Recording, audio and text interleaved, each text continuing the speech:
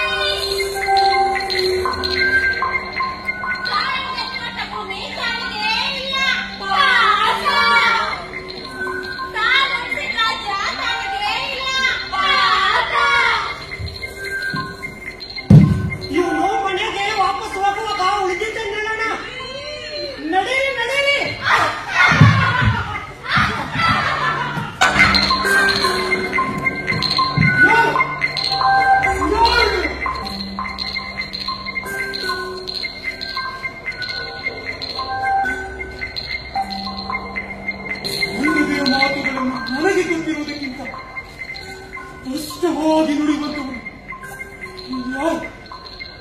ಯಾರು?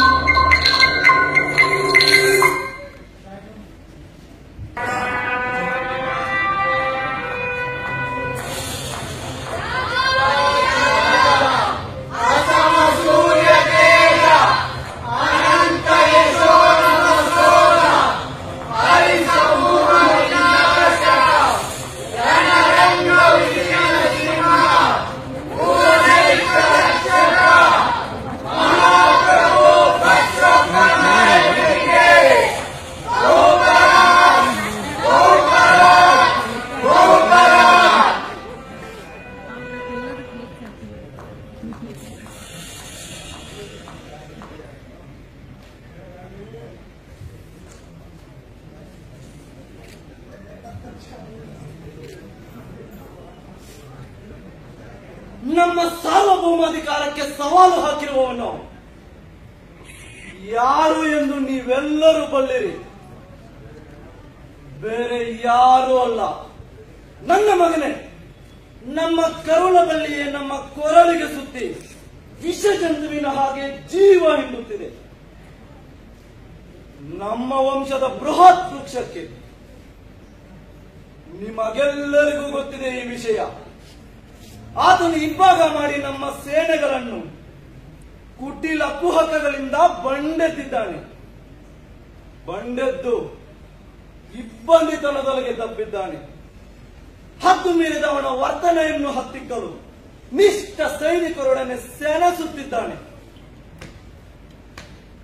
ನನ್ನ ನೆಚ್ಚಿನ ಬಂಟ, ನನ್ನ ಸೋದರಳಿಯ ವೀರ ಮಾರನಾಯಕ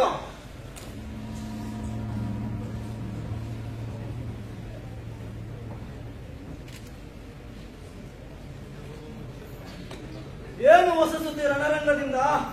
ಈ ಮುಂಜಾನೆ ಕತ್ತರ ಗಳಿಗೆ ಮೂಡಣದ ದಂಡು ಲಗ್ಗೆ ಇಕ್ಕುವ ಹೊತ್ತು ತಮ್ಮ ಪುತ್ರ ವೀರನಾಯಕ ಬಂಡುಕೋರರ ದಂಡ ತಂದು ಹಠಾತ್ ಮುತ್ತಿಕೊಂಡನು ನಮ್ಮೆಲ್ಲರನ್ನು. ನಮ್ಮ ಪಡೆಗಿಂತ ಮುಪ್ಪಟ್ಟು ದೊಡ್ಡದಾಗಿದ್ದ ಆ ಪಡೆಯ ಜೊತೆ ಕಾದಾಡತೊಡಗಿದವು. ಆದರೂ ಅವರ ಸಂಖ್ಯಾಬಲದ ಮುಂದೆ ಸೋಲನ್ನಪ್ಪುವ ಕಾಲ ಬಂತೆನ್ನುವಷ್ಟರಲ್ಲಿ ಪ್ರಭು ಒಂದು ದೊಡ್ಡ ಕೊಳಲನ ಶಂಕದಂತಹ ಭೀಕರ ಗುಂಪು ಕೆಡಿಸಿತು. ಅರ್ಥವಾಯಿತು. ನಮ್ಮ ಮಾರನಾಯಕನ ಹೊರತು ಇನ್ನಾರು ಬರುತ್ತಾರೆ? ಅರಿಭಟರ ಸಂಖ್ಯಾಬಲವ ಕಂಡು ಎದೆಗುಂದಲಿಲ್ಲವೇನು ಆ ಹುರಿಯಾಳು? ಇರುವೆಯ ಸೈನ್ಯವ ಕಂಡು ಮುರಗ ಎದುರುವ ಹಾಗೆ, ಕುರಿಯ ಮಂದೆಯ ಮುಂದೆ ಬರಗ ಎದುರುವ ಹಾಗೆ, ನಟ್ಟಿರುಳ ಬಾಳೆಗೊಳಗೆ ನುಗ್ಗಿದ ದಿನಮಣಿಯಂತೆ ಅವರ ಕಟ್ಟ. ನಿಮ್ಮ ಶತ್ರುವಾಗಿರೋ ಪುತ್ರ ಮತ್ತು ಅವನ ಪಡೆಗಳ ಪಟ್ಟು ಹೊಡೆತಕ್ಕೆ ಪ್ರತಿ ಹೊಡೆತ ನೀಡತೊಡಗಿತು. ಸಂಖ್ಯಾಬಲ ಮತ್ತು ತೋಳ್ಬಲದ ಎರಡೂ ತಟ್ಟೆಗಳಲ್ಲಿ ಅದೃಷ್ಟವೆಂಬ ಅಡವೆ ಹೆಂಗಸು ನಮ್ಮನ್ನು ಮತ್ತು ಅವರನ್ನು ತೂಗಿ ನೋಡುತ್ತಿದ್ದಳು.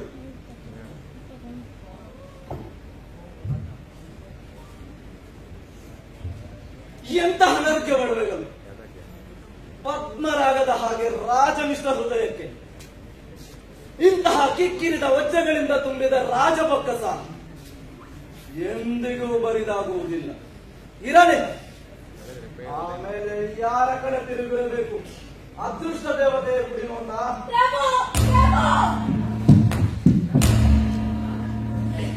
ರಕ್ತ ಸೋರುವ ನನ್ನ ಮೈಯೊಳಗಿನಿಂದ ಪ್ರಾಣ ಎಲ್ಲಿ ಸೋರಿ ಹೋದಿತೋ ಎಂಬ ಆತಂಕ ಒಂದು ಕಡೆ, ಎದೆಯೊಳಗೆ ಮಿಕ್ಕಿ ಒಕ್ಕುತ್ತಿರುವ ಸಂತಸ ಎಲ್ಲಿ ಚೆಲ್ಲಿ ಹೋದಿತೋ ಎಂಬ ಪ್ರೀತಿ ಇನ್ನೊಂದು ಕಡೆ. ತಮ್ಮ ಪಾತ್ರಕ್ಕಿಂತ ಆತರವಾಗಿ ಬಂದಿದ್ದೇನೆ ಪ್ರಭು. ಎಲ್ಲರೂ ಆಲಿಸಿ, ವಿಜಯ ನಮಗೆ!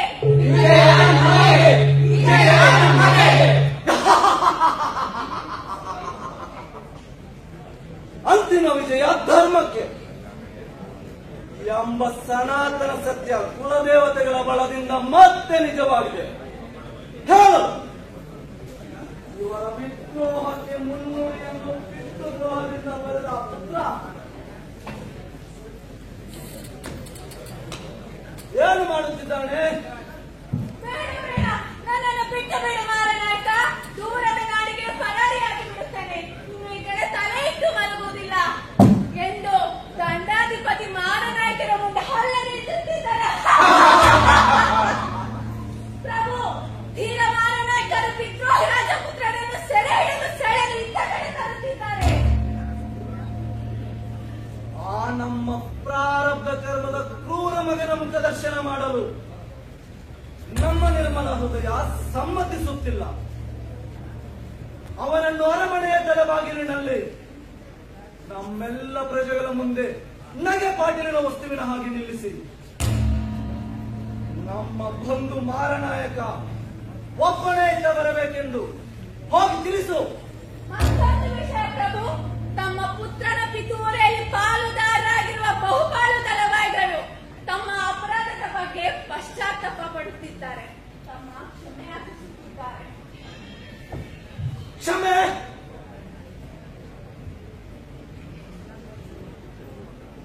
ಅವರ ನಾಯಕನಿಗಾದ ಗತಿಯೇ ಅವರಿಗೂ ಕೂಡ. ಅಪ್ಪನೇ ಮಹಾಪ್ರಭು.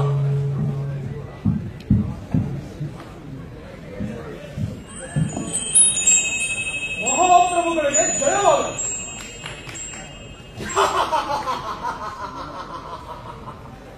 ಸ್ವಾಗತ ನಿನಗೆ. ಈ ನೆಲದ ಚಿಂತಕನೇ, ನಮ್ಮ ನೆತ್ತೊರನಗೆ ಎದ್ದ ದಾವನರವನ್ನು ಹತ್ತಿಕ್ಕಲು ನೀವು ಪಟ್ಟ ಪ್ರಯತ್ನಗಳ ವರದಿ ಕೇಳಿದೆವು.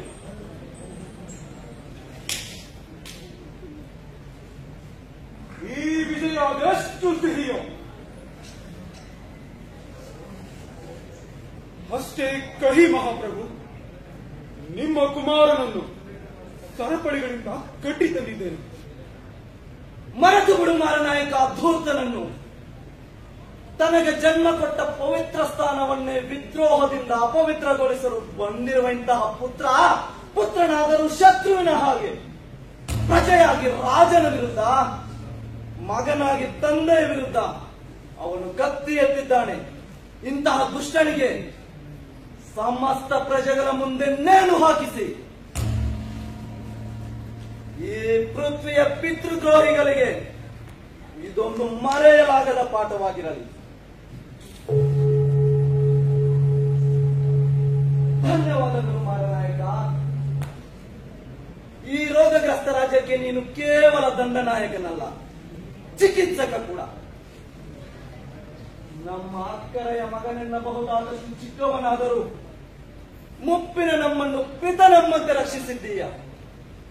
ಈ ನಿನ್ನ ಬೆಲೆ ಕಟ್ಟಲಾಗದ ನೆರವಿಗೆ ಸರಿದೊರೆಯಾದ ಬಹುಮಾನಗಳನ್ನು ಕೊಡುವ ಭಾಗ್ಯ ನಮಗಿಲ್ಲ ಎಂಬ ವಿಷಾದ ನಮಗೆ. ಆದರೂ ಅನರ್ಘ್ಯವಾದ ಉಡುಗೊರೆಗಳನ್ನು ನಿಮಗೆ ಬಹುಮಾನವಾಗಿ ಕೊಡಲಿದ್ದೇವೆ. ಆ ಉದ್ದೇಶಕ್ಕಾಗಿ ನಾಳೆ ನಿಮ್ಮ ಮನೆಯಲ್ಲಿ ಅತಿಥಿಗಳಾಗುತ್ತೇವೆ. ಕೇಳಿ ಆಸ್ಥಾನಿಕರೇ, ಪ್ರಜೆಗಳೇ, ಇಷ್ಟು ದಿನ ನಮ್ಮ ತಲೆಯ ಮೇಲೆ ಕೂತಿದ್ದ ಶೋಕ ಪರ್ವತ ಕರಗಿ ಹಗುರವಾಗಿದೆ ನಮ್ಮ ಹೃದಯ. ಮೃಗಯ ವಿಹಾರಕ್ಕೆ ಹೋಗುವ ಇಚ್ಛೆ ಮರುಕಳಿಸಿದೆ. ಅದಕ್ಕೂ ಮುಂಚೆ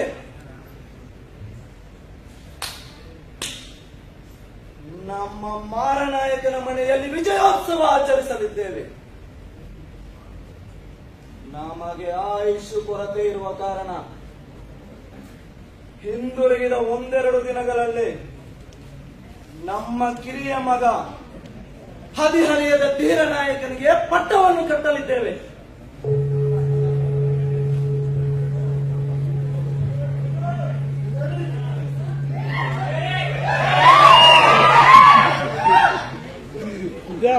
ಇವನು ಇನ್ನೂ ಎಳೆಯದಿರುವುದರಿಂದ ಪ್ರಬುದ್ಧತೆ ಪ್ರಾಪ್ತವಾಗುವವರೆಗೆ ನಾವೇ ಆಡಳಿತ ಸೂತ್ರ ಹಿಡಿಯಲಿದ್ದೇವೆ. ಇದು ಈ ನಾಡಳಿತಕ್ಕಾಗಿ.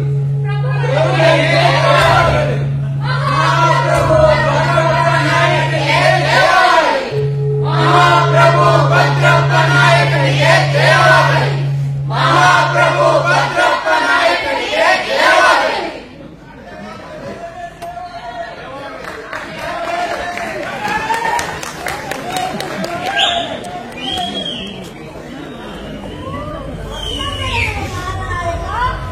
ನಿನ್ನ ಶೌರ್ಯದಿಂದಲೇ ಈ ನೆಲಕ್ಕೆ ರಕ್ಷಣೆ. ಅಭಿನಂದನೆಗಳು ಮಾರನಾಯಕ. ನಿಮ್ಮ ಶಕ್ತಿಯಿಂದಲೇ ಈ ನೆಲಕ್ಕೆ ಪೋಷಣೆ. ಇಂಥ ಶಕ್ತಿ ಶೌರ್ಯಗಳೇ ಸಾರ್ವಭೌಮಪ್ರಾಯ ಈ ರಾಜ್ಯಕ್ಕೆ ಮಾತ್ರವಲ್ಲ, ಮೂರು ಲೋಕಕ್ಕೂ.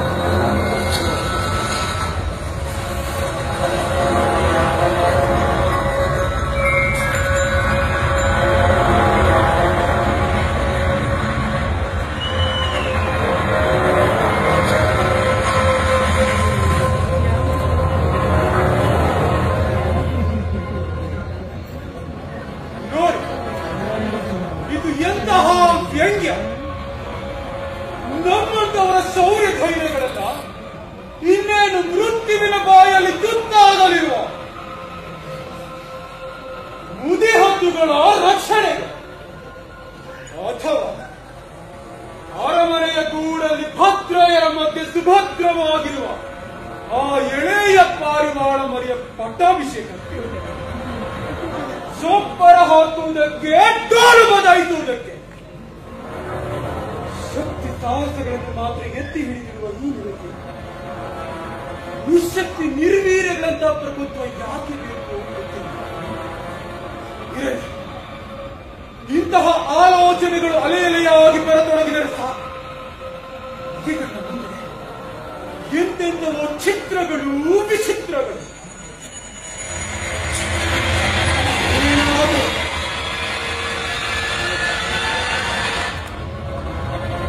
ನಾನು ಕೂಡ ರಾಜವಂಶದವನೇ. ನನ್ನಲ್ಲಿ ಹರಿಯುತ್ತಿರುವುದು ರಾಜರ ರಕ್ತ. ನಾಳೆ ವಿಜಯೋತ್ಸವಕ್ಕೆ ತಕ್ಕ ಏರ್ಪಾಡುಗಳನ್ನು ಮಾಡಬೇಕು.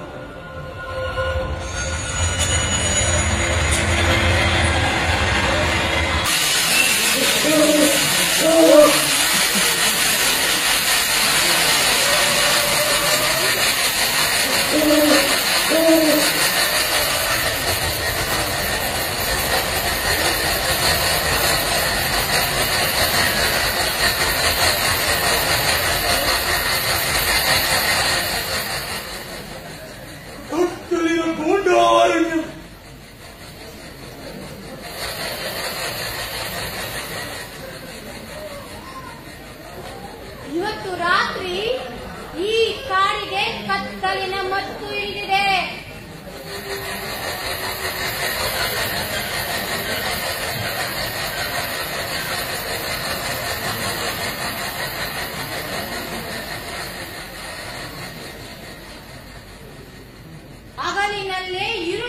ಕವಿತೆಯ ಹಾಗೆ ನಮ್ಮನ್ನು ಕವಿಸಿಕೊಳ್ಳುವ ಈ ಅರಣ್ಯದಲ್ಲಿ ಎಷ್ಟೋ ಬಾರಿ ಹಾದು ಹೋಗಿದ್ದೇನೆ. ಆದರೆ ಈ ರಾತ್ರಿ ತೋಳಗಳ ಊಳು, ಇವುಗಳಲ್ಲಿ ಯಾವುದೋ ನಿಗೂಢ ಭೀಕರತೆ ಹರಡಿದಂತಿದೆ.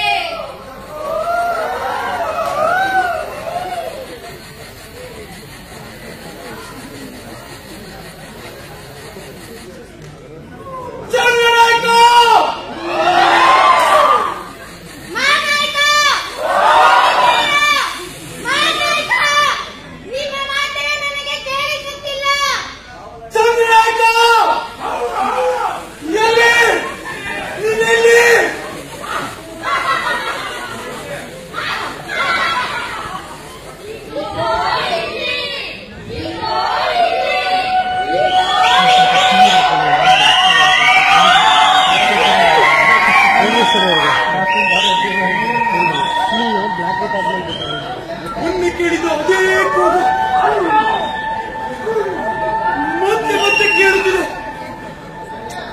ಮತ್ತೊಮ್ಮೆ ಎಡದಿಂದ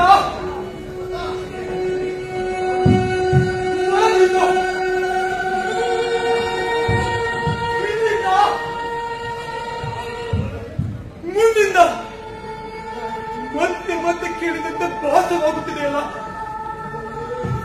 ಇವನು ಒಂದು ಕತೆ ಕಾಣಿಸಬೇಕು.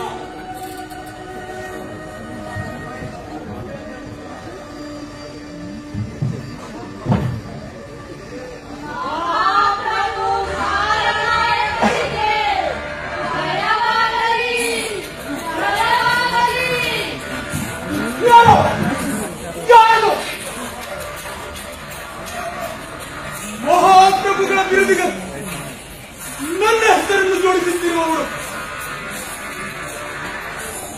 ಅವರು ಇನ್ನೂ ಜೀವಂತವಾಗಿರುವಾಗ,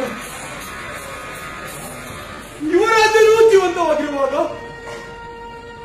ನಾನು ಹೇಗೆ ರಾಜನಾದ?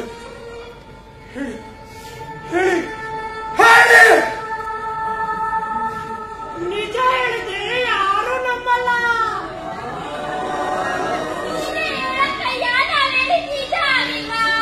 ಮಗನಿಗೆ ಕಲ್ಲಾಗಿಲ್ವಾ? ಪಟ್ಟ ಅಂತಾಗಿಲ್ವಾ? ಅಕ್ಕಯ್ಯ ಇಲ್ಲ, ತನಗೆ ತಾನು ಏನು ಅಂತ ಗೊತ್ತಿಲ್ಲ. ತಾನು ಏನಂತ ಗೊತ್ತಿದ್ರೆ ತಾನು ತಾನಾಗ್ತಿರ್ಲಿಲ್ಲ, ರಾಜ ಆಗ್ತಿದ್ದ. ಆಗೋದಕ್ಕೆ ದಾರಿಯಲ್ಲೊಂದು ಕಂಟಕ ಇದೆ. ಆ ಕಂಟಕ ಕಳೆದ್ರೆ ಇವನು ರಾಜ, ಇವನೆಂತೆ ರಾಣಿ, ಇವನ ಮಗ ಚಕ್ರವರ್ತಿ.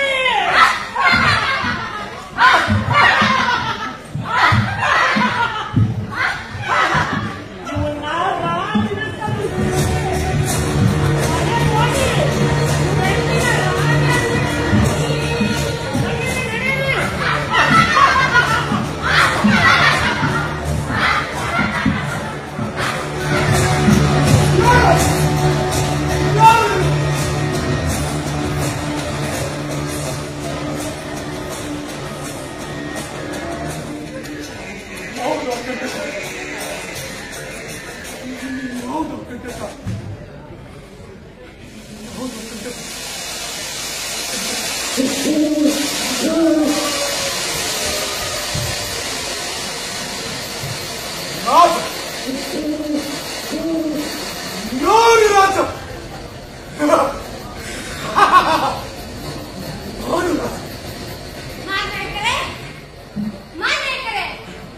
ನೀವೆಲ್ಲಿ ಈ ಕಾಡಿನಲ್ಲಿ ಕರಗಿ ಹೋಗಿರೋನೆಂದು ಹೆದರಿ ಹೋಗಿದ್ದೆ. ಸದ್ಯ ನೀವು ಮತ್ತೆ ಕಂಡಿರಲ್ಲ. ನೀನೆಲ್ಲಿ ಕಂಡು ಹೋಗಿದ್ದು ಚಂದ್ರನಾಯ್ಕ? ನೀವು ಮರೆಯಾದ ಕೂಡಲೇ ಯಾವುದೋ ಮಾಯದ ನಿದ್ದೆ ನನ್ನನ್ನು ಆವರಿಸಿತು. ಎಷ್ಟು ಗೊತ್ತಿಲ್ಲ. ಎದ್ದಾಗ ನೀವು ನಿಮ್ಮ ಜೊತೆಗೆ ಅರ್ಥವಾಗದ ಭಾಷೆ ಹಾಡಿಕೊಳ್ಳುವುದು ಕೇಳಿಸಿತು. ಧ್ವನಿ ಮಾತ್ರ ನಿಮ್ಮದೆಂದು ಗುರುತು ಸಿಕ್ಕಿತು.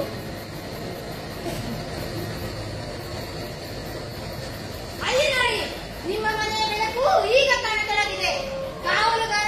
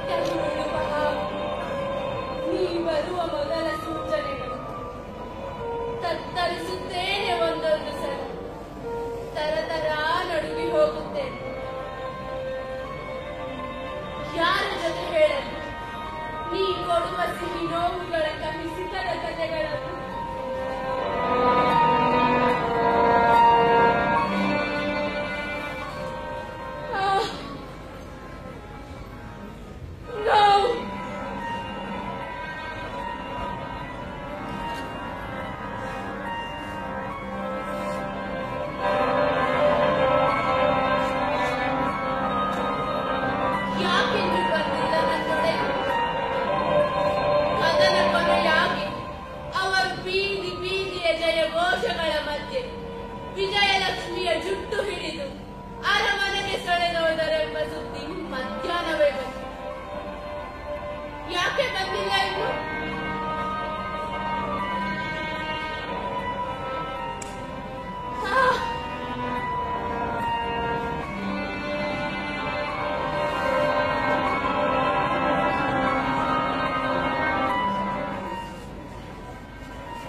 ಬೇಡ ಮಗ, ಅಷ್ಟೊಂದು ಬಿಡಿಸಾವು.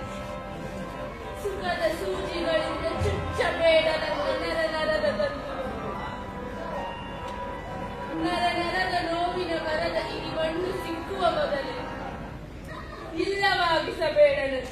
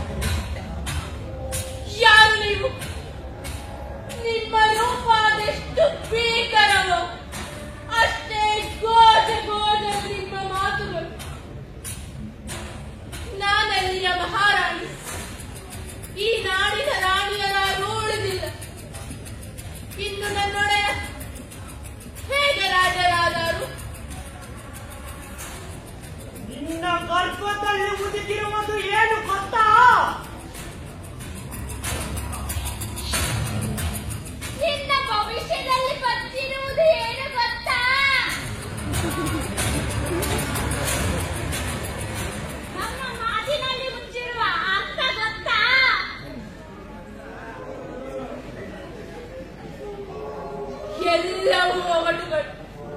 ಸರಿಯಾಗಿ ಮಾತನಾಡಿ. ಯಾರು ನೀವು? ಏನು ಬಂದ ಕಾರಣ? ಮೊದಲ ಸಲ ನಿಮ್ಮನ್ನು ಕಂಡರು. ಎಲ್ಲಿನಿಂದಲೋ ನೀವು ನನ್ನಲ್ಲಿದ್ದೀರೆಂಬ ಆಂಚಿಕ ಬರುತ್ತಿದೆ. ಹೇಳಿ, ಯಾರು ನೀವು? ನಾವು ಯಾರು? ಎಲ್ಲಿಂದ ಬಂದೆವು? ನಾವು ಯಾರು ಅಲ್ಲ.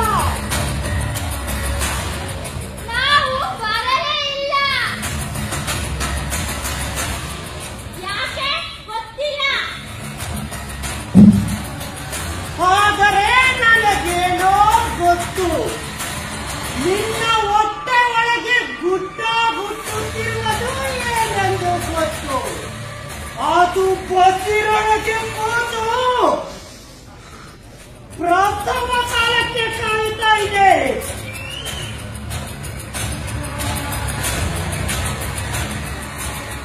ಆವಾಗಲಗಳುಂಟು ಹೇಳಿ. ನನ್ನ ಬಸುರಿನಲ್ಲಿ ಹುಟ್ಟುವವನು ಎಂತವನು? ಅದೃಶ್ಯವಾಗಿರುವ ಅವನ ಅದೃಷ್ಟ ಹೇಗಿದೆ? ಅವನು ಯಾರಿಗೂ ಹುಟ್ಟದ ಮಗ, ಹುಟ್ಟಿದವರ ಹುಟ್ಟಣಿಗೆ ಮಗ, ವಜ್ರಕಾಯ. ಅವನು ಮೂರು ಲೋಕಕ್ಕೆ ಚಕ್ರವರ್ತಿಯಾಗಲಿದ್ದಾನೆ. ಇನ್ನೇನು ನಿನ್ನ ಗಂಡ ರಾಜನಾಗಲಿದ್ದಾನೆ.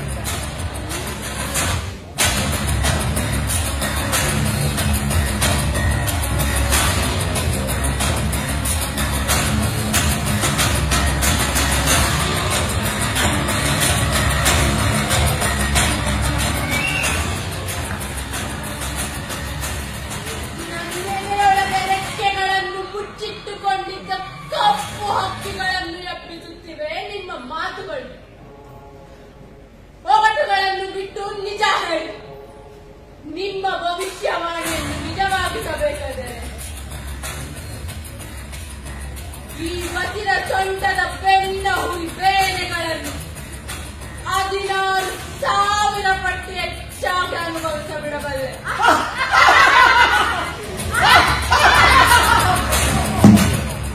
ನೀನಾಗೆ ಮಾಡಬಲ್ಲೆ ಎಂಬುದನ್ನು ಬಲ್ಲೆ ಮಾತ್ರದಿಂದಲೇ ನಾವು ಇಲ್ಲಿಯ ತನಕ ಬಂದಿರುವುದು.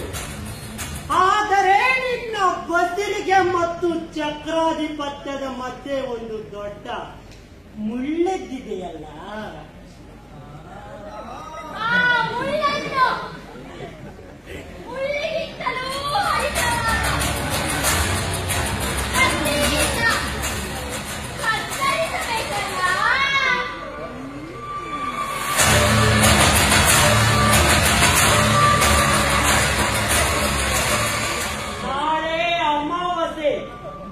ಶುಭ ದಿವಸ.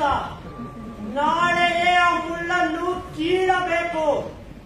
ಕೀಳದಿದ್ದರೆ ನಿನ್ನ ಹುಟ್ಟಿದ ಮಗುವಿನ ಬಾಯಿಗೆ ಮಣ್ಣು ಹಾಕು.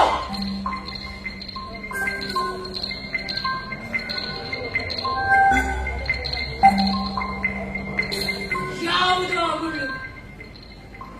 ನೇರ ಮಾತಿನಲ್ಲಿ ಹೇಳಿ.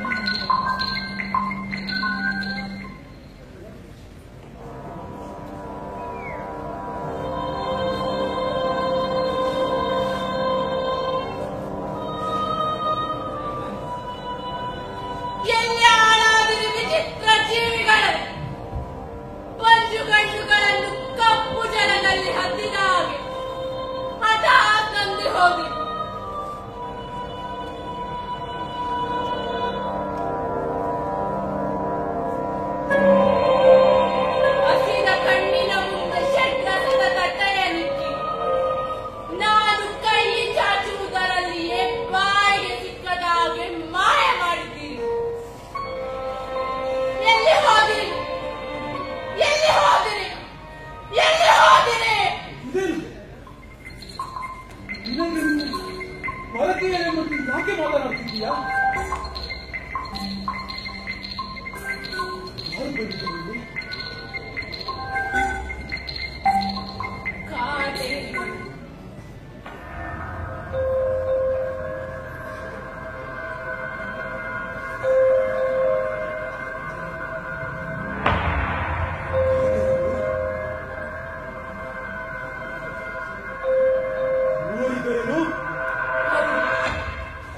ಪಂಜಿನಂತ ಕಣ್ಣು,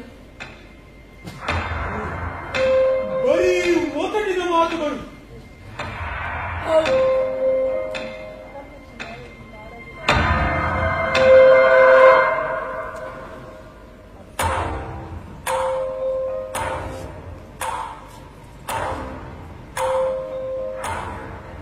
ಅವನ್ನೇ ಹುಡುಕುತ್ತಾ ಕಾಡಿಗೆ ಹೋಗುವುದರಂತೆ.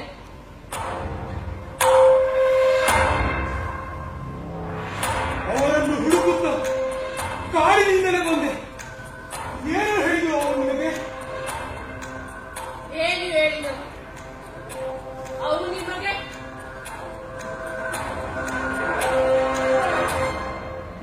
ಅರಸರ ಬಿರುದುಗಳನ್ನು ಒಂದೊಂದಾಗಿ ಕರೆದು ಕೊನೆಗೆ ಅವರ ಹೆಸರನ್ನು ನಡೆಸಿ ಮಾರನಾಯಕ ಎಂದು ಜೋಡಿಸಿದರು.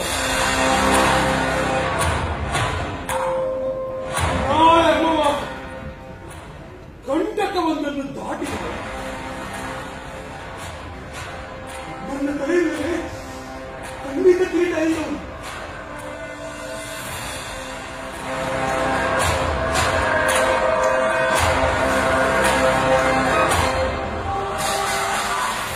ಇದನ್ನೇ ನನಗೂ ಹೇಳಿದವು. ಜೊತೆಗೆ ಬಸಿರ ಬೇರೆ ತಾಳಲಾಗದೆ ಹೊರಳುತ್ತಾ ಹೊರಳಾಡುತ್ತಿರುವಾಗ ಬಂದು ಸಾಂತ್ವನ ನೀಡಿ ಬಂಧುಗಳ ಹಾಗೆ ಈ ಬಸುರಿನಲ್ಲಿ ವಜ್ರಕಾಯನ ಜನರ ಘಟಿಸುವುದೆಂದು ಭರವಸೆ ನೀಡಿದನು. ಅವನು ಮುಲ್ಲೋಕಗಳಲ್ಲಿ ಚಕ್ರವರ್ತಿಯಾಗಿ ಮೆರೆಯುವನಂತೆ. ನಾಳೆ ಬದುಕಿರುವ ಕಂಟಕವನ್ನು ಬಿಟ್ಟು ಹೋದೆ. ನಮ್ಮ ಸಂತಾನದ ಸಂತಸದ ಭವಿಷ್ಯ ಸತ್ಯವಾಗುವುದಂತೆ. ಹಾಗಾದರೆ ಆ ಕಾಟೇರಿಗಳು ನಮ್ಮ ಬಯಕೆಗಳ ಅಧೋಲೋಕಗಳಿಂದ ಹೊರಬಂದು ಪ್ರತ್ಯಕ್ಷವಾದವರು. ಸ್ವಪ್ನಗಳ ಕಪ್ಪು ಮಣ್ಣಲ್ಲಿ ಹುದುಗಿರುವ ಆಕಾಂಕ್ಷೆ ಬೀಜಗಳನ್ನು ಮೊಳಕೆಯೊಳಿಸಿ ಬೆಳೆಸಿ ಹೆಮ್ಮರವಾಗಿಸಿ ಅದರ ಕೊಂಬೆಗಳ ತುಂಬ ಮುನಿಮಣ್ಣುಗಳನ್ನು ಹೇರುವವರು.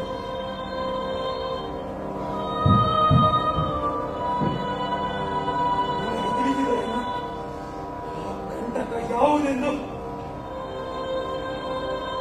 ಇಲ್ಲ, ನಿಮಗೆ ಇಲ್ಲ.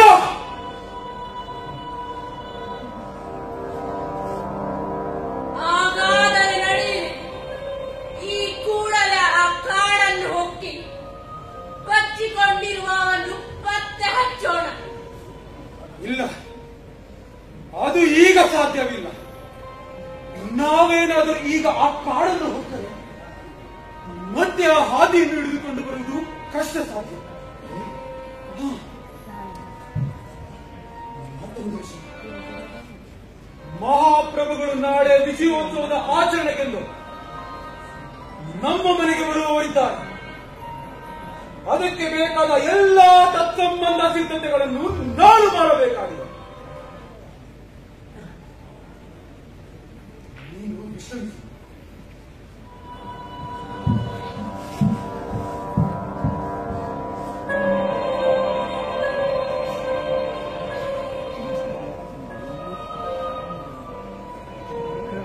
ಇನ್ನು ಎಲ್ಲಿ ಆ ವಿಶ್ರಾಂತಿ? ಆ ಮುಳ್ಳನ್ನು ಕೀಳರವರೆಗೆ ಈ ದೇಹಕ್ಕೆ ವಿಶ್ರಾಂತಿ ಇಲ್ಲ.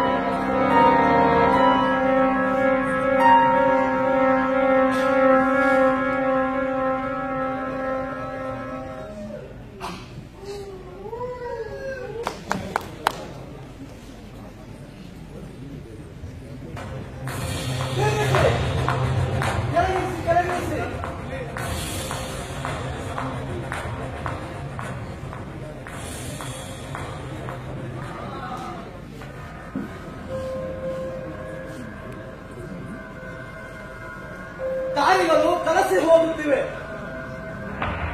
ನಿಮ್ಮಲ್ಲಿ ಯಾರಾದರೂ ಒಬ್ಬರು ಆ ಎತ್ತರದ ಮರ ಹತ್ತಿ ಸುತ್ತಲೂ ನೋಡಿ ಆ ಮಾರನಾಯಕನ ಮನೆ ಎಷ್ಟು ದೂರದಲ್ಲಿದೆ ಎಂದು ತಿಳಿದು ಹೇಳಿ.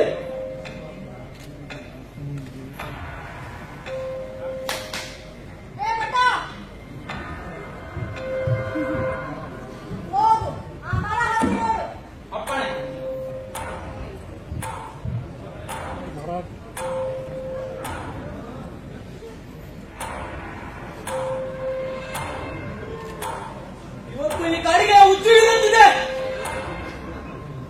ನಮಗೂ ಹಾಗೆ ಅನಿಸುತ್ತಿದೆ. ಎಷ್ಟೋ ವರ್ಷಗಳಿಂದ ಈ ಅರಣ್ಯವನ್ನು ನಾವು ಹೊಕ್ಕಿರಲಿಲ್ಲ. ಇಂದು ಅದೇ ನಮ್ಮೊಳಗೆ ಹೊಕ್ಕು ದಿಕ್ಕುಗಳು ಕಕ್ಕಾಬಿಕ್ಕಿಯಾಗಿ ಕಲಸಿ ಹೋಗುತ್ತಿವೆ. ಅಂದು ದಾರಿ ಸಾಗುತ್ತಿಲ್ಲ. ಇದು ಅಪಶಕುನ, ಅಪಘಾತ, ಅಪಘಟನೆಗಳಿಗೆ ಮೊದಲ ಪೀಠಿಕೆ. ಬುದ್ಧಿ ಬಳಸಿ ಬಲಲಿದ್ದು ಸಾಕು. ಅರಮನೆಗೆ ಹಿಂದಿರುಗೋಣ.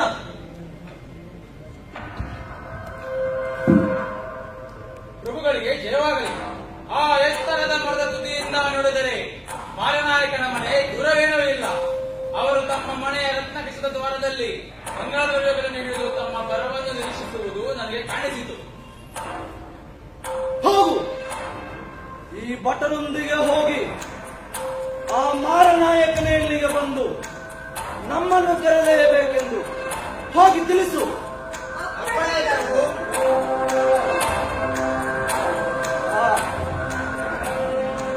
ನಾಯಕ,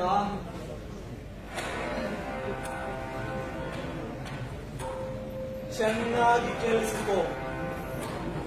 ಈ ರಾಜಭಾರ ಅದೆಷ್ಟು ಭಾರ. ಮಕುಟ ಧರಿಸುವುದು ಎಂತಹ ಇರಿಸು ಮುರುಸು. ವಿಶದವಾಗಿ ತಿಳಿಸುತ್ತೇನೆ. ಅದಕ್ಕೂ ಮುಂಚೆ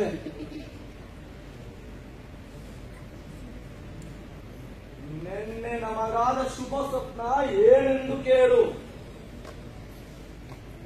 ಆ ಸ್ವಪ್ನದಲ್ಲಿ ಇದೇ ಮರದ ಕೆಳಗೆ ಕೂತಿರುವಾಗ 3 ಕಾಟೇರಿಗಳು ಪ್ರತ್ಯಕ್ಷವಾದವು. ಅವು ಹೇಳಿದವು, ಇನ್ನು ಮೇಲೆ ದಂಗೆ ಪಿತೂರಿಗಳ ಭೀತಿ ನಿನಗಿಲ್ಲ. ಭದ್ರನಾಯಕ, ಈ ಅಮಾವಾಸ್ಯೆ ಕಳೆದರಾಯಿತು, ಅಮರನಾಗುವೆ. ಅಮರನಾಗುವುದು ನಿನ್ನ ಕುಲ ಎಂದು. ಇದು ಶುಭದ ನಾಂದಿ. ಆದರೂ ರಾಜನಾಗಿರುವಾಗ ಹಗಲಿರುಳು ಎಚ್ಚರವಾಗಿರಬೇಕು. ಶತ್ರುಗಳ ಬಗ್ಗೆ ಅಲ್ಲ, ಮಿತ್ರರ ಬಗ್ಗೆ, ಮಡದಿಯರ ಬಗ್ಗೆ.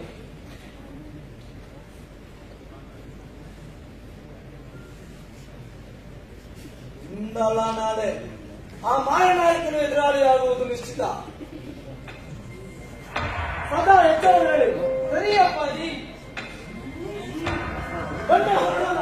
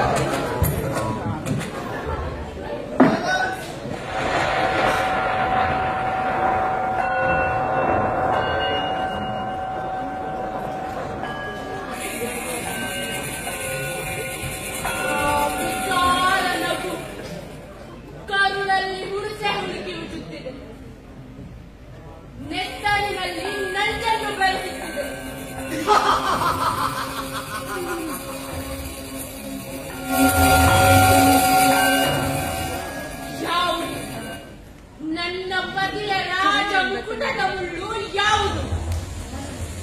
ಚಕ್ರಾಧಿಪತ್ಯದ ಪೀಠದ ಮುಳ್ಳು ಯಾವುದು?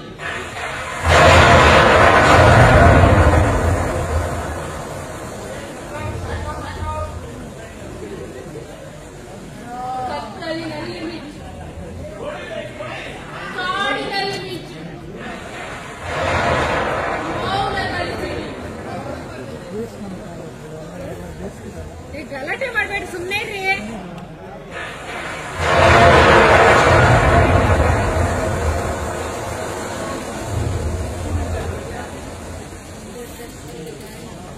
ನಮ್ಮ ಮನೆ ಹಿಂದೆ ಒಂದು ಮುದಿ ಮರ ಬಿತ್ತು. ಅದೇ ಆ ಸದ್ದು, ಮಿಂಚು, ಯಾವುದೋ ಮುಳ್ಳು.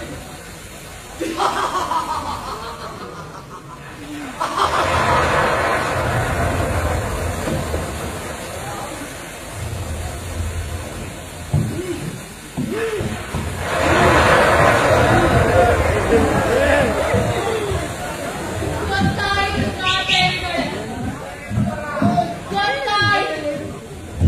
ನೆಲದ ಕಪ್ಪು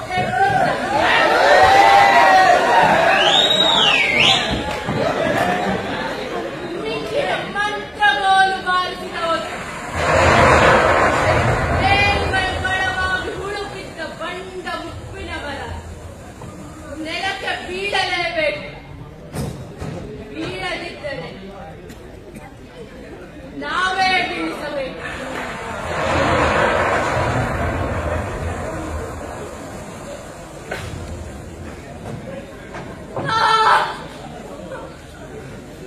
ಮತ್ತೆ ಮೇಲೆ ಬಾಗಿಲು ತೆಗೆ ತೆಗೆ. ಅರಳ ನುಡಿಯಲ್ಲಿ ಕೂಗುತ್ತಿದ್ದಾನೆ ನನ್ನ ಮಕ್ಕಳು.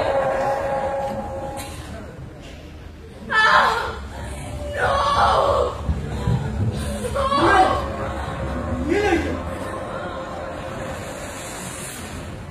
ನಿಮ್ಮ ಮಗ ಹುಟ್ಟಿನ ಬಾಗಿಲನ್ನು ತಟ್ಟುತ್ತಿದ್ದಾನೆ, ಕುಟ್ಟುತ್ತಿದ್ದಾನೆ. ಆ ಭೂಲೋಕದೊಡೆಯನಿಗೆ ಈ ಮೂರು ಗೇಣಿನ ಬಸಿರು ಉಸಿರು ಕಟ್ಟಿಸುತ್ತಿದೆ. ಅವರ ಸೂಲಗಿತ್ತಿಯನ್ನು ಕರೆಸುತ್ತೇನೆ. ಬೇಡ ಬೇಡ ಬೇಡ. ಆ ಕಂಟಕ ನಿವಾರಣೆಯಾಗದವರೆಗೆ ಈ ಸೂಲು ಸಾಧ್ಯವಿಲ್ಲ. ನಾನು ಯೋಚಿಸುತ್ತಿದ್ದೇನೆ, ಆ ಕಂಟಕ ಯಾವುದೆಂದು.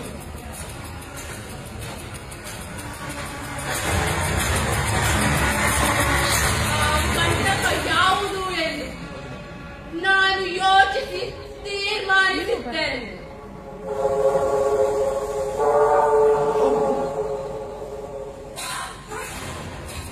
ಈಗ ತಾನು ಬೇರಿಸತ್ತ ಆಳು ಮುದಿಮರವನ್ನು ಸಿಡಿಲು ತಾಕಿ ಹುರುಳಿಕೊಂಡಿತು. ನನಗೂ ಆಸಕ್ತಿ ಕೇಳಿಸಿತು. ಆಗ ಆ ಮಿಂಚು ಆ ಕಂಟಕ ಏನೆಂದು ನನಗೆ ಹೇಳಿಕೊಟ್ಟಿತು. ಹೋಗು, ಅಮಲಿನಲ್ಲಿ ಮಲಗಿರುವ ಆ ಮುದಿ ಗೂಬೆಯನ್ನು ಮುಗಿಸಿಬಿಡು.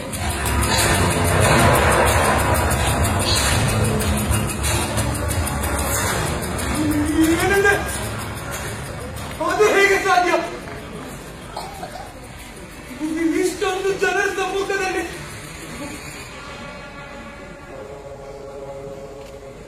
ಯಾಕೆ ನಿಮ್ಮ ಮನಸ್ಸಿನಲ್ಲಿ ಊತಿದ್ದನ್ನು ಆಚೆ ತೆಗೆದದ್ದಕ್ಕೆ ಹೀಗೆ ಬೆವರುತ್ತಿದ್ದೀರ?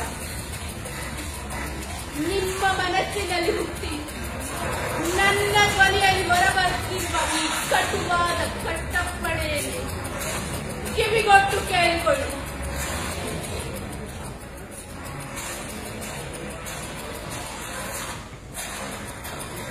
ಎಲ್ಲ ನಿರ್ಧರಿಸಿದ್ದೇನೆ.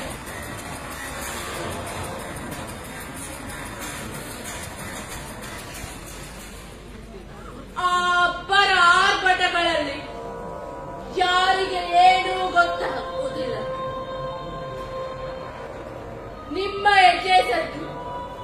ನಿಮಗೆ ಕೇಳುವುದಿಲ್ಲ. ಹೋಗು, ಸತ್ತಂತೆ ಮಲಗಿರುವ ಅರಸನ ಬಳಲಿದ ಜೀವಕ್ಕೆ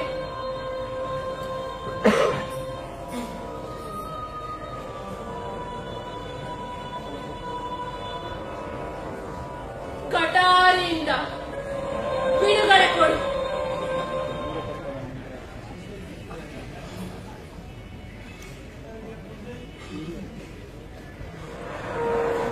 ಅಂತದ್ದೇ ಅಮಲಿನ ನಿದ್ದೆಯಲ್ಲಿ ಮುದ್ದೆಯಾಗಿರೋ ಅವನ ಮುದ್ದು ಮಗನ ಅಂಗೋಪಾಂಗಗಳಲ್ಲಿ ಆ ಮುದಿನೆತ್ತರನ್ನು ಧಾರಾಳವಾಗಿ ಬೆಳೆದು ಬಿಡಿ.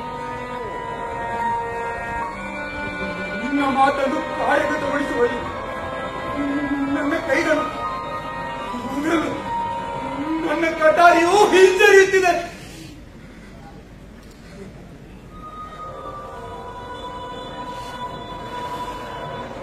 ಆದರೆ ವಜ್ರಕಾಯ ಮುನ್ನುಗ್ಗುತ್ತಿದ್ದಾನೆ. ಆ ಕಂಠಕವನ ಬಾಗಿಲನ್ನು ಅಡ್ಡಗಟ್ಟಿದೆ. ಆ ಕಂಠಕವನ್ನು ಕತ್ತರಿಸಿ, ಇಲ್ಲದಿದ್ದರೆ ಈ ಬದಿರನ್ನು ಬಗೆದು ನೀವೇ ನಿಮ್ಮ ಭ್ರೂಣವನ್ನು ಆಟ ತೆಗೆಯಿರಿ.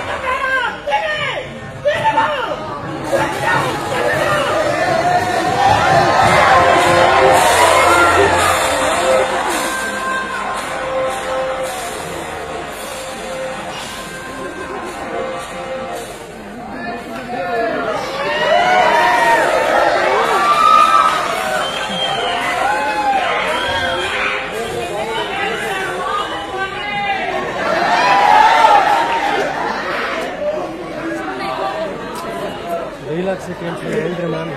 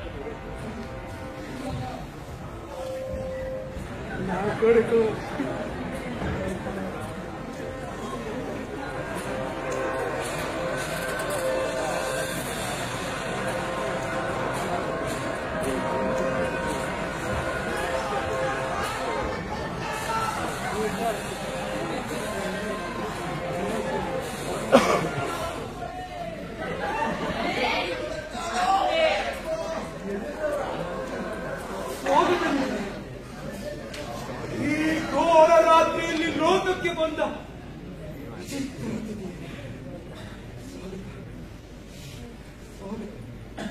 ಆ ಕಾಟೇರಿಗಳೇ ಬಂದು ಬೆಸಲು ಮಾಡಿಸಿದವು. ಈ ಮಂಗಳಗಳಿಗೆ ನಮಗೆ ನಮ್ಮ ಸಂತಾನಕ್ಕೆ ಸನ್ಮಂಗಳಗಳ ಅವಿರತ ಪರಂಪರೆಯನ್ನು ತಂದುಕೊಳ್ಳಲಿ.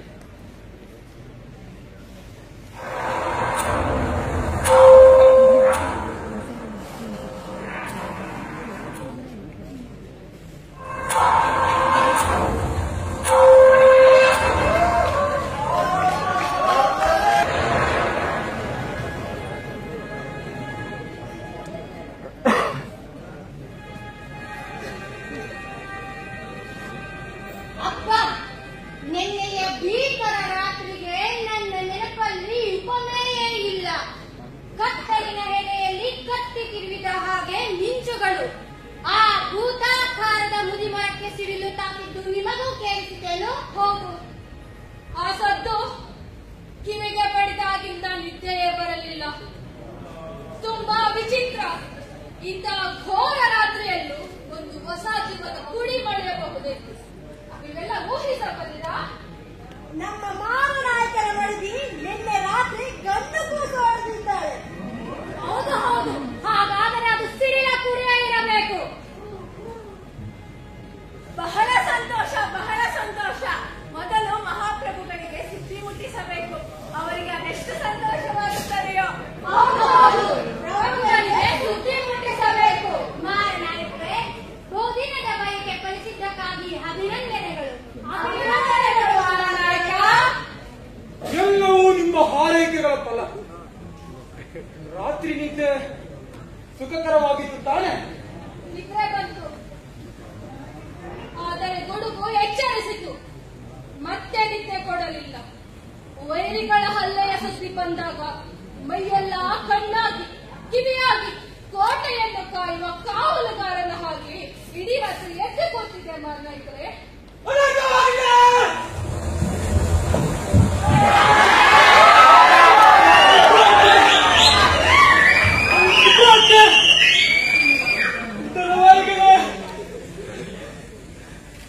ನಮ್ಮ ತಂದೆಯ ಹತ್ಯೆಯಾಗಿದೆ. ಮಹಾರಾಜರ ಕೊಲೆಯಾಗಿದೆ. ಬನ್ನಿ.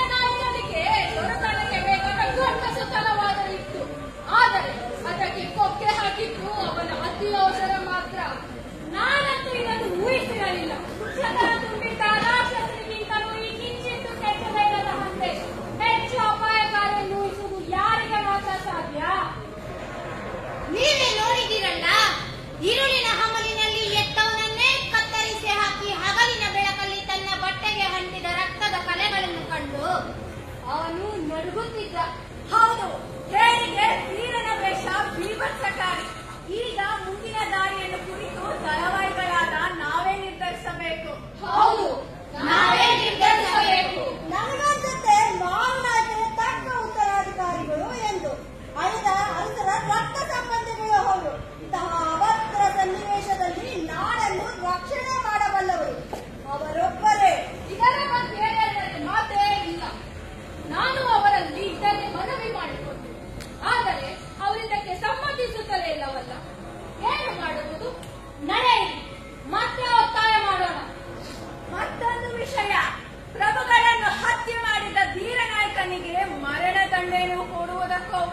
ಯೋಚಿಸುತ್ತಿಲ್ಲ. ನಾನು ಎತ್ತಿ ಆಡಿಸಿದ ಹುಡುಗನ ನೆತ್ತಿರಿನಲ್ಲಿ ಹಾಕಿದ ಕಿರೀಟವನ್ನು ನೆತ್ತಿಯ ಮೇಲೆ ಇಟ್ಟುಕೊಳ್ಳಲು ಹೇಗೆ ಸಾಧ್ಯ ಎಂದರು. ಹಾಗಾದರೆ ಏನು ಮಾಡುವುದು?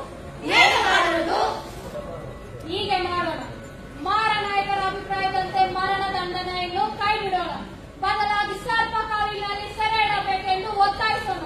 ಹೀಗಾದರೂ ಅವರ ಮನವೊಲಿಸಬಹುದೇನು? ನಾವಿಬ್ಬರು ಹೋಗಿ ಅವರನ್ನು ಒಪ್ಪಿಸಿಕೊಂಡೇ ಬರುತ್ತೇವೆ. ನೀವು ನಿಮ್ಮ ಸಿದ್ಧತೆಗಳನ್ನು ಮಾಡಿಕೊಳ್ಳಿ. ಹಾಗೆ ಮಾಡೋಣ. ರಾಜನಿಲ್ಲದ ರಾಜ್ಯ ಸಿಕ್ಕವರಿಗೆ ಸೀರುಳ್ಳಿಯಾಗಿತ್ತು. ಎಚ್ಚರಿಕೆ.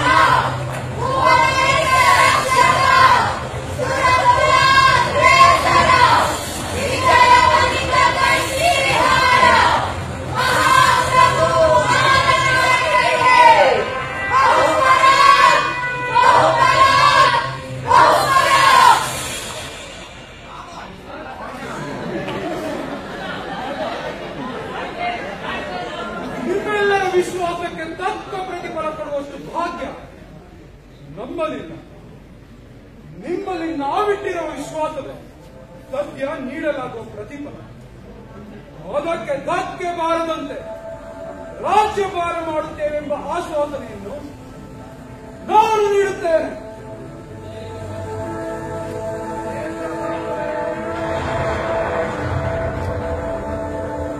ಈ ಶುಭ ದಿವಸದಂದು ಮತ್ತೊಂದು ವಿಶೇಷವಿದೆ. ನನ್ನ ಮುದ್ದಿನ ಮಗನ ನಾಮಕರಣದ ಪ್ರಯುಕ್ತ ಹಬ್ಬದುಡ್ಡಕ್ಕೆ ತಾವೆಲ್ಲರೂ ಬರಬೇಕೆಂದು ವಿನಂತಿ ಮಾಡಿಕೊಳ್ಳುತ್ತೇನೆ.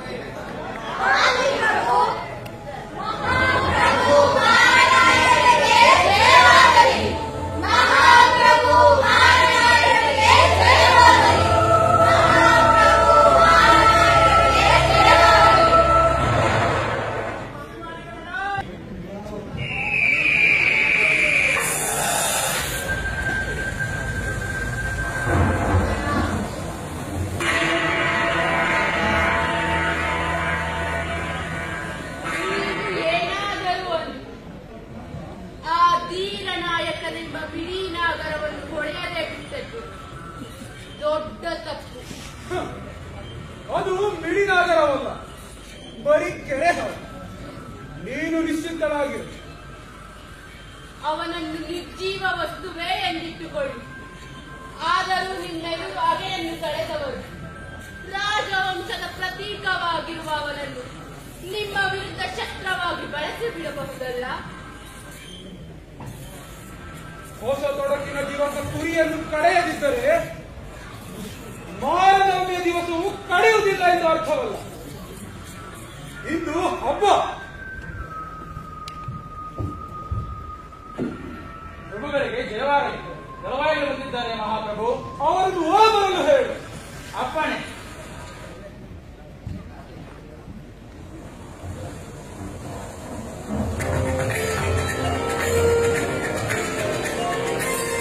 ಈ ರಾಜ್ಯದ ಆಧಾರ ಸ್ತಂಭಗಳಿಗೆ ಸ್ವಾಗತ. ಮಹಾರಾಜರಿಗೆ ಜಯವಾಗಲಿ. ಮಹಾರಾಣಿಯವರಿಗೆ ಶುಭವಾಗಲಿ. ರಾಜ್ಯಲಕ್ಷ್ಮಿಯ ಮಸಿರ ಹೊಸ ಕುಡಿಗೆ ಉಜ್ವಲ ಭವಿಷ್ಯ ಒದಗಿ ಬರಲಿ. ನನ್ನ ಔತಣಕ್ಕೆ ತಯಾರಿ ಮಾಡುತ್ತೇನೆ. ಪ್ರಭುಗಳ ಪುತ್ರನ ಹೆಸರು? ಅವರು 3 ಲೋಕಗಳನ್ನು ಆಳುವನೆಂದು ಜೋಯಿಸಲು ನುಡಿದಿದ್ದಾರೆ. ವಜ್ರಕಾಯ ಎಂಬ ಹೆಸರನ್ನು ಸೂಚಿಸಿದ್ದಾರೆ. ಇಂಥ ಘೋರರಾತ್ರಿಯಲ್ಲಿ ಜನಿಸಿದ ಮಗುವಿನಲ್ಲಿ ಯಾವ ವಿಶೇಷವಿದೆ ಎಂದು ನಮಗೆಲ್ಲರಿಗೂ ಅನಿಸಿತ್ತು. ಆದರೂ ಜೋಯಿಸರ ಬಡಗು ಮಾತುಗಳನ್ನು ನಿಜವೆಂದು ನಂಬಿ ಕೈಕಟ್ಟಿಕೊಡುವುದು ವೀರರಿಗೆ ತರವಲ್ಲ. ಅಳಿದ ರಾಜಪ್ರಭುಗಳು ಸದಾ ಲೋಲುಪತೆಯಲ್ಲಿ ಮುಳುಗಿದ್ದರು. ಆದರೆ ನಾವು ಇನ್ನು ಮುಂದೆ ರಾಜ್ಯದ ವಿಸ್ತಾರ ಕಾರ್ಯ ಕೈಗೊಳ್ಳಬೇಕೆಂದು ಮನಸ್ಸು ಮಾಡಿದ್ದೇವೆ. ಪ್ರಭುಗಳ ಖಡ್ಗ ಇಂದ್ರನ ವಜ್ರಾಯುಧದಂತೆ ನಮ್ಮ ಖಡ್ಗವನ್ನು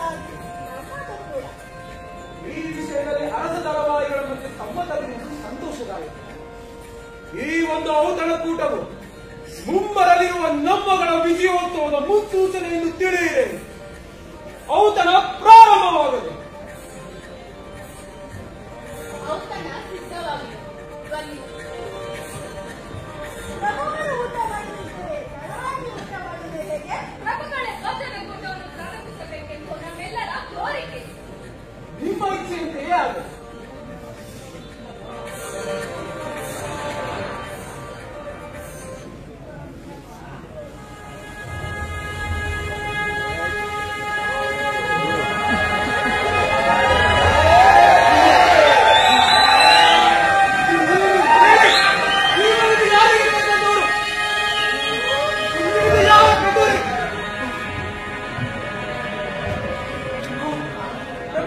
ಅಲ್ಲಿ ಯಾರೂ ಇಲ್ಲ. ಪ್ರಭು, ನಮ್ಮ ಬೇರೆ ಹೋಗ್ತಿದೆ. ಆ ಖಾಲಿ ಜಾಗದಲ್ಲಿ ಏನೇನು ಅಂತ ವರ್ತಿಸುತ್ತಿದ್ದೀರಿ? ಇಲ್ಲಿಗೆ ಹೇಗೆ ಬಂದೆ? ಇಲ್ಲಿಗೆ ಹೇಗೆ ಬಂದೆ?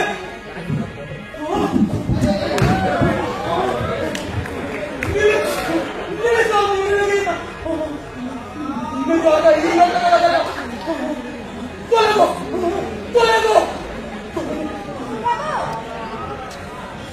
ಯಾರ ಜೊತೆ ಮಾತನಾಡುತ್ತಿದ್ದೀರಿ? ಕಣ್ಣು ಬಿಟ್ಟಿರುವಾಗಲೇ ನಾವಿಲ್ಲವಲ್ಲ. ಆದರೆ ನಿಮಗೆ ಕಣ್ಣುಗಳಿಲ್ಲ. ಸಾಕು ಮಾಡು. ಕತ್ತಲಿನಲ್ಲಿ ನನ್ನ ಕಟಾರಿ ಮಾಡಿದ ಆ ಗಾಯಗಳನ್ನು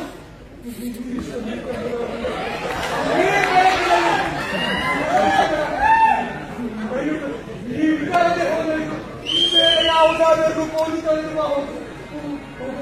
ನಾನಿರೋದಿಲ್ಲ. ಪ್ರಭು, ಅಲ್ಲಿ ಯಾರೂ ಇಲ್ಲ. ಇದೆಲ್ಲ ತಮ್ಮ ಭ್ರಮೆ. ಇವೆಲ್ಲ ಕಾಣಿಸುತ್ತಿಲ್ಲ. ಗೊತ್ತಾಗಿ ಹೋಗಿದೆ. ನಿಮಗೆಲ್ಲ ಗೊತ್ತಾಗಿ ಹೋಗಿದೆ. ನೋಡಲು ಬಂದ ಹಾಗೆ ನನ್ನನ್ನು ಕೊಲ್ಲಲಾಗುವುದಿಲ್ಲ. ಒಬ್ಬ ನಾಯಕರನ್ನು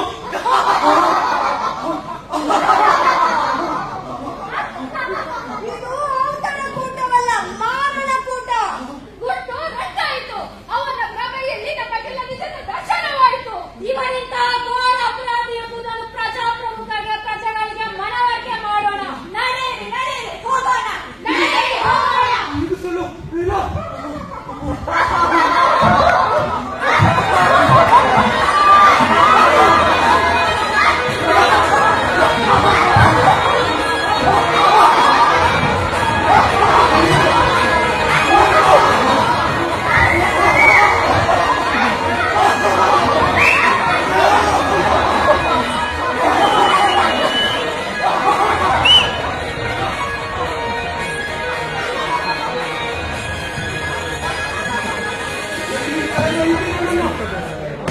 ಎಲ್ಲಿ ಬೇಕಾದರೂ ಬರಬಲ್ಲೆ.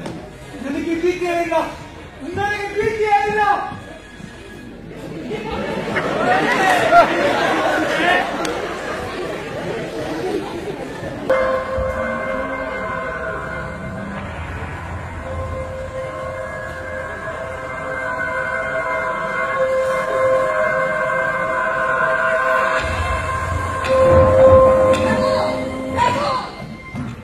ಸೆರೆಮನೆಯಲ್ಲಿದ್ದ ಧೀರ ನಾಯಕ ಹೊರಗೆ ತಪ್ಪಿಸಿಕೊಂಡು ಬಂದು ಮಹಾರಾಣಿ ನಿದ್ರಿಸುತ್ತಿರುವಾಗ ಕೂಸನ್ನು ಇಟ್ಟುಕೊಂಡ.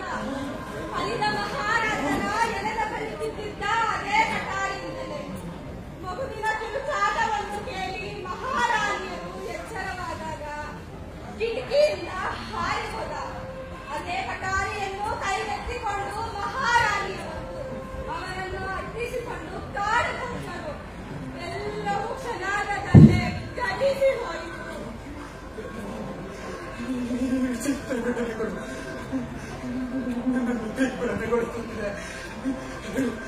ಹೇಳಿ, ಇದು ಕನಸು, ನನಸು, ಹೇಳಿ. ಪ್ರಭುಗಳೇ, ಜಯವಾಗಲಿ.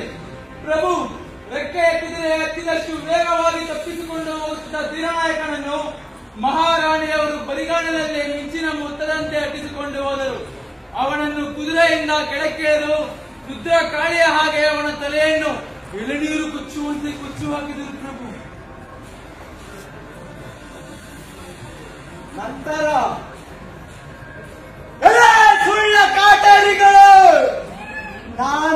ನಿನ್ನನ್ನು ಉಳಿಸುವುದಿಲ್ಲ ಎಂದು ಕೂಗುತ್ತಾ ಕಾಡಿನ ಕತ್ತಲಿನ ಗರ್ಭದೊಳಕ್ಕೆ ನುಗ್ಗಿಬಿಟ್ಟರು. ಎಷ್ಟು ಪ್ರಯಾಸ ಪಟ್ಟು ಅರಮನೆಗೆ ಹಿಂತಿರುಗಿ ಎಂದು ಕೇಳಿಕೊಂಡರು. ಮಹಾರಾಣಿಯವರು ಒಪ್ಪಲಿಲ್ಲ ಪ್ರಭು. ಹಿಂದಕ್ಕೆ ಕರೆತರಲಿಲ್ಲ ಪ್ರಭು. ಅವರು ಎಂತ ಉನ್ಮಾದದಲ್ಲಿದ್ದರೆಂದರೆ ಯಾರು ಹತ್ತಿರ ಹೋದರು ಅವರನ್ನೇ ಕತ್ತರಿಸಿ ತಳ್ಳುತ್ತಿದ್ದರು. ನೀವು ಇಲ್ಲಿಂದ ತೊಲಗೆ.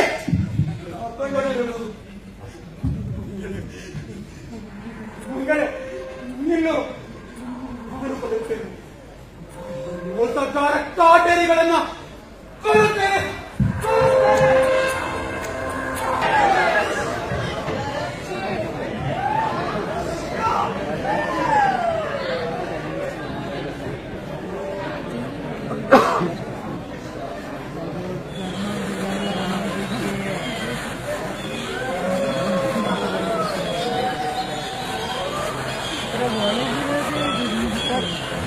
ಮಂಗಳೇ, ಮಂಗಳೇ, ಎಲ್ಲಿದ್ದೀಯ? ಎಲ್ಲಿದ್ದೀಯ? ಮಂಗಳೇ, ಮಂಗಳೇ, ಎಲ್ಲಿದ್ದೀಯ?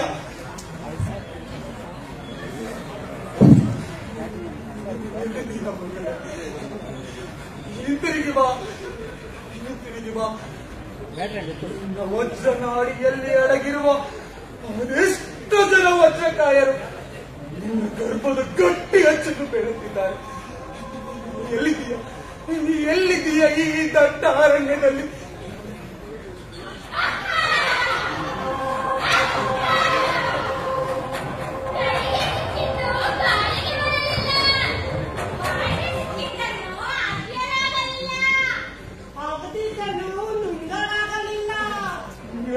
ಮೋಸಗಾರ ಕಾಟೇರಿಗಳೇ,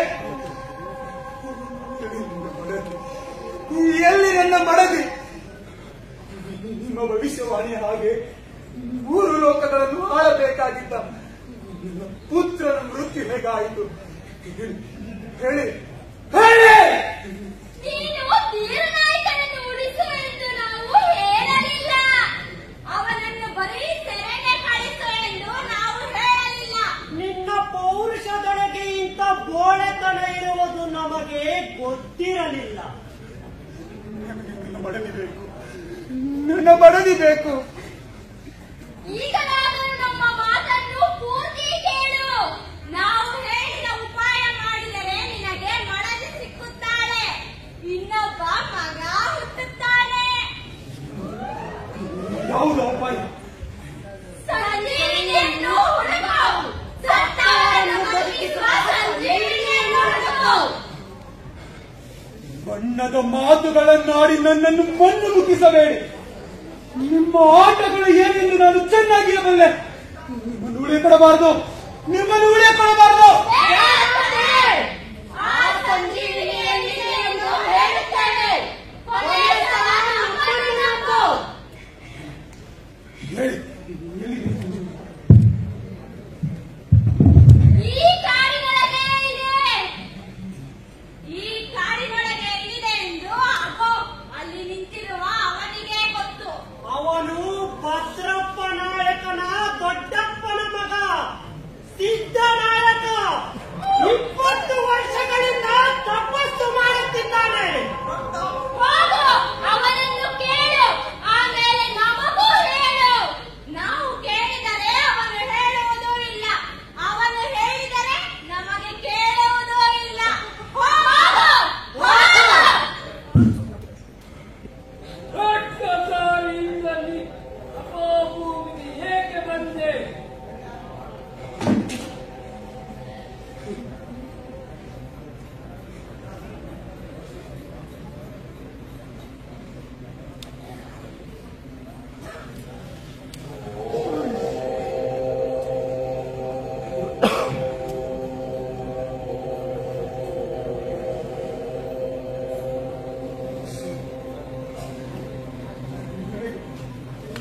ಕಳೆದು ಹೋಗಿರುವ ಹೆಂಡತಿ, ಸತ್ತಿರುವ ನನ್ನ ಮಗ ಇಬ್ಬರು ಬೇಕು. ದಯವಿಟ್ಟು ಹೇಳಿ, ದಯವಿಟ್ಟು ಹೇಳಿ. ಸಂಜೀವಿನಿ ಎಲ್ಲಿದೆ? ದಯವಿಟ್ಟು ಹೇಳಿ.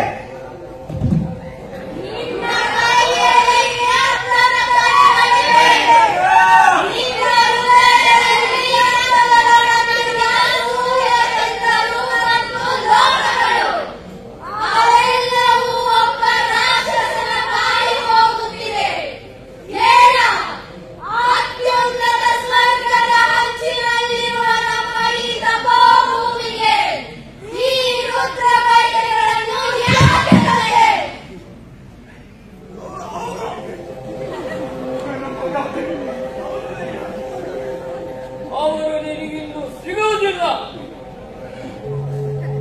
ಸಿಗದಿದ್ದರೆ ನಾನು ನಿನ್ನನ್ನು ಉಳಿಸುವುದಿಲ್ಲ.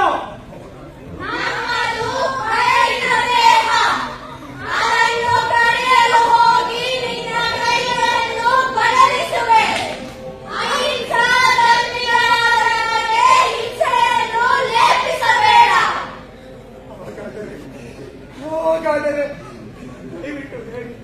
ದಯವಿಟ್ಟು ಹೇಳಿ, ಆ ಸಂಜೀವಿನಿ ಎಲ್ಲಿದೆ ಹೇಳಿ. ನಿನ್ನ ಬಲವಾಕ್ಕೆ ನೋಡು.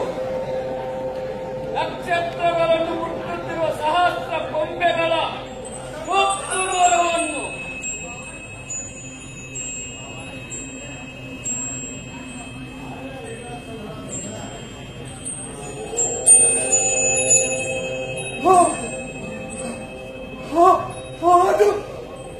ಅದು ನನ್ನ ಹೆಂಡತಿಯ ಶವ. ಅವನು ಏನು ಹಾಕಿಕೊಂಡಿದ್ದಾರೆ.